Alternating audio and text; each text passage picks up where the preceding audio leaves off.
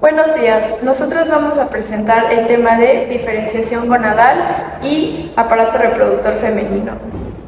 Nuestro equipo está conformado por Giselle, Mariel y Brenda. Durante las primeras semanas del desarrollo embrionario no existen diferencias visibles entre un embrión masculino y uno femenino. Ambos poseen gónadas indiferenciadas, conductos mesonéfricos o de Wolff y conductos paramesonéfricos o de Müller.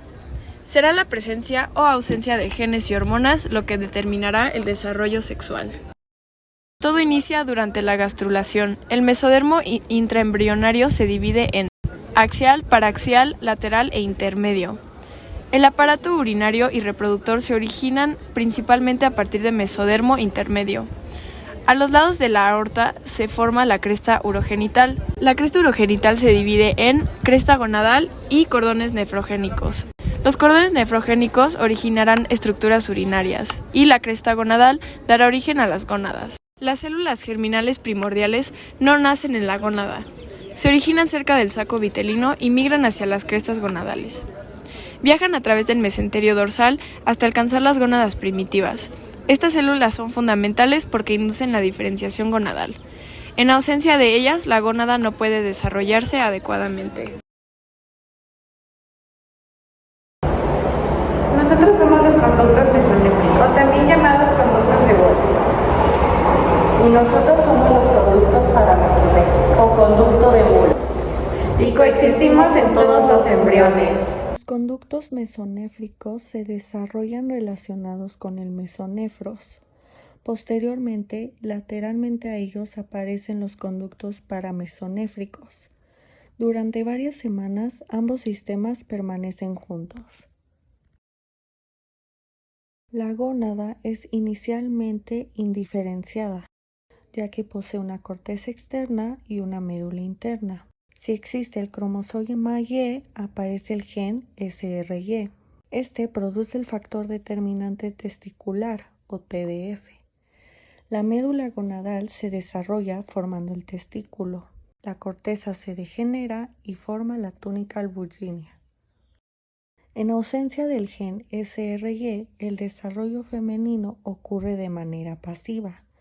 La médula involuciona y la corteza gonadal se desarrolla formando el ovario. En la corteza se alojarán las ovogonias y posteriormente los ovocitos. Gracias a mí, los conductos de Wolff permanecen. Gracias a mí se forma el epidídimo, las vesículas seminales, los conductos deferentes y los conductos eyaculatorios. Yo eliminaré a los conductos de Müller. ¡No! En el hombre, la testosterona mantiene a los conductos de Wolff y la hormona antimülleriana produce regresión de los conductos de Müller.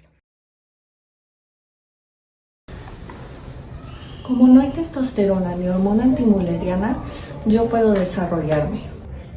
Ay, sin testosterona desapareceré. En ausencia de testosterona, los conductos de Wolff involucionan, y en ausencia de hormona antimülleriana, los conductos de Müller permanecen. La porción craneal de los conductos de Müller permanece abierta. Esta parte originará las trompas de Falopio y sus fimbrias. Las porciones caudales de ambos conductos se fusionan en la línea media. Esta fusión origina el útero, el cérvix y la porción superior de la vagina. El punto donde se fusionan contacta con el seno urogenital. El seno urogenital deriva del endodermo.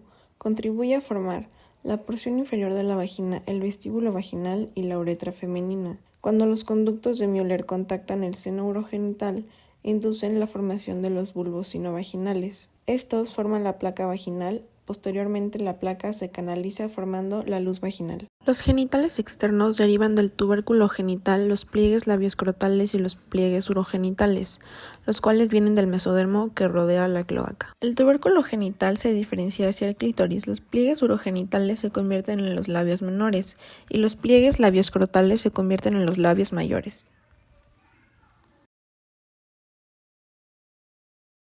El útero bicorne sucede cuando la porción caudal de los conductos paramesonéfricos o conductos de Müller no logra fusionarse adecuadamente. Esto tiene como resultado que el fondo uterino quede dividido y que aparezcan dos cavidades parcialmente separadas, dejando al útero con una forma de corazón. En algunos casos, los conductos de Müller no se desarrollan. Esto produce agenesia mülleriana. Como los conductos de Müller originan útero, trompas de falopio, cervix y la parte superior de la vagina, la ausencia de estos conductos produce ausencia parcial o total de estas estructuras. Normalmente los pacientes tienen cariotipo XX, tienen ovarios funcionales, desarrollan caracteres sexuales secundarios normales, pero presentan amenorrea primaria. Esto pasa porque los ovarios derivan de la gónada y no de los conductos de Müller. El himen imperforado es una malformación congénita en la cual el himen no tiene una abertura normal. Aunque estas niñas sí nacen con himen, este debe tener una perforación o se le debe crear una perforación que permita la salida de la menstruación. En esta patología, esta perforación no existe, entonces la salida vaginal queda tapada. Normalmente esta patología se detecta en la adolescencia cuando la paciente ya inició la pubertad, ya tiene un desarrollo de caracteres sexuales secundarios normales, pero no tiene menstruación. Como la sangre menstrual no puede salir, esta se acumula en la vagina y en el útero, causando dolor pélvico, distensión y mayor riesgo de infecciones. El himen se forma en la unión de los conductos de Müller y el seno urogenital.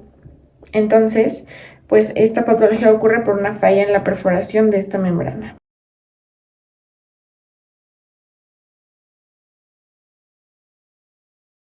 El desarrollo del aparato reproductor femenino depende principalmente de la ausencia de hormonas masculinas. Sin testosterona desaparece Wolf y sin hormona antimüllerana permanece Müller. Y gracias a ello se forman las trompas uterinas, el útero, el cérvix y la vagina.